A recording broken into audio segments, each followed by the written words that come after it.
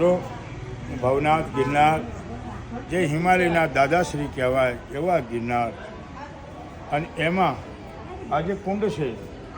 હું તો 1985-86માં ઉપરથી ડૂબકી મારીને સ્નાન કરવા ગયો, 15-20 ફૂટ નીચે ગયો, ત્યાં સુધી મારો પગ તળિયે નથી લાગ્યો. એટલો આ મરઘી કુંડો છે.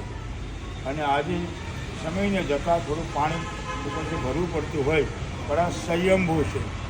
અને આમાં હર શિવરાત્રિએ એમ કહે છે કે નવનાથ દત્ત સ્વરાચી, નવનાથ યોગીઓ અને જતીઓ, મોટા સમર્થ મહાપુરુષો, સિદ્ધ પુરુષો આ ગિરનારની ગુફામાં જેને ભજન ચિંતન કર્યું છે, જેને ઈશ્વરની પ્રાપ્તિ થઈ છે, એવા મહાપુરુષો અહીં આ શિવરાત્રિના મધ્ય 12 વાગ્યે અહીં સ્નાન કરવા આવે છે. જે રવાડી નીકળે છે, દરેક અખાડાના સંતો હોય છે, મહંતો હોય છે. સરકારના સાનિધ્યમાં આમાં એટલા બધા કેમેરા લાગેલા હોય છે, હેલોજન લાઇટો લાગેલી હોય છે, છતાં જેટલા મહાત્મા સ્નાન કરે છે એમાંથી અમુક મહાત્મા બહાર નથી આવતા, એ અદૃશ્ય થાય છે.